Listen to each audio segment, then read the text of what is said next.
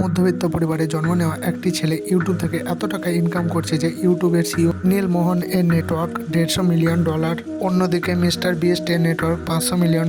হ্যাঁ, আজকের ভিডিওতে কথা বলবো দুনিয়ার সবচেয়ে বড় ইউটিউবার মিস্টার বিস্টের সম্পর্কে। 7ই মে 1998 সালে আমেরিকার একটি শহরে এক মধ্যবিত্ত পরিবারে মিস্টার বিস্টের জন্মগ্রহণ হয়। তার মিস্টার বিস্টের পুরো নাম হচ্ছে জেমস স্টিফেন ডোনাল্ড জিমি।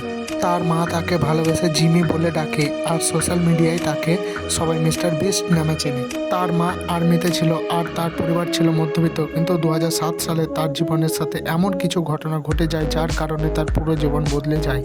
2007 সালে তার মা ও বাবা ডিভোর্স হয়ে যায়। কারণ হিসেবে জানা যায় তার বাবা তার মাকে অনেক টর্চার করত, যার কারণে তার মা ও তার বাবার ডিভোর্সের সিদ্ধান্ত নেয়। এই সময় মিস্টার বিস্ট এর বয়স ছিল 9 বছর। নিজের পরিবারকে আলাদা হতে দেখে সে খুব কষ্ট পায়। শেষ পর্যন্ত জিমি মানে মিস্টার বিস্ট ও তার মা এবং তার একটি ভাইয়ের সাথে থাকা শুরু করে দেয়। মিস্টার বিস্টের পড়ালেখার প্রতি কোনো ইন্টারেস্ট ছিল না, তার ইন্টারেস্ট ছিল ইউটিউবে। আর 2010 সালে ইউটিউব আমেরিকার ট্রেন্ড হতে শুরু করে। আমেরিকার ইউটিউবারদের পরিচিতি বাড়তে থাকে, আর এগুলো দেখে জিমির ইউটিউবার হওয়ার ভূত মাথায় চড়ে বসে। যার কারণে মিস্টার বিস্ট 13 বছর বয়সে মানে 2012 সালে মিস্টার বিস্ট একটি ইউটিউব চ্যানেল খোলে, আর সেই চ্যানেলটির নাম রাখে মিস্টার বিস্ট 6000। আর তার এই নামটি রাখার কারণ হচ্ছে তার মাইনক্রাফট গেমে আইডির নাম ছিল এটি। মিস্টার বিস্ট 2013 সাল থেকে ভিডিও বানাতে শুরু করে, কিন্তু 1-2 মাস ভিডিও আপলোড করার পরেও সফলতা দেখা সে তখনও পায়নি। আস্তে আস্তে 5 বছর কেটে যায়। এই 5 বছরে সে ইউটিউবের অ্যালগোরিজম বুঝতে শুরু করে। এই জন্য আজও কিছু মানুষ মিস্টার বিস্টকে ইউটিউবের অ্যালগোরিজমে হ্যাকার বলে, কিন্তু তার গ্রোথের আসল কারণ তার ইউটিউবের গ্রোথের ট্রিক্স অ্যান্ড টিপস। আমি তোমাকে বলবো যে কিভাবে মিস্টার বিস্ট কি ট্রিক্স অ্যান্ড টিপস ফলো করে, কিভাবে তার চ্যানেলকে এত তাড়াতাড়ি গ্রো করেছে। সালটা ছিল 2016। গ্রিন ভ্যালি খ্রিস্টান একাডেমি, সে গ্র্যাজুয়েটের জন্য একাডেমি নেওয়া শুরু করে, আর সেই সময়ে তার চ্যানেলে 30,000 সাবস্ক্রাইব কমপ্লিট হয়ে গিয়েছিল।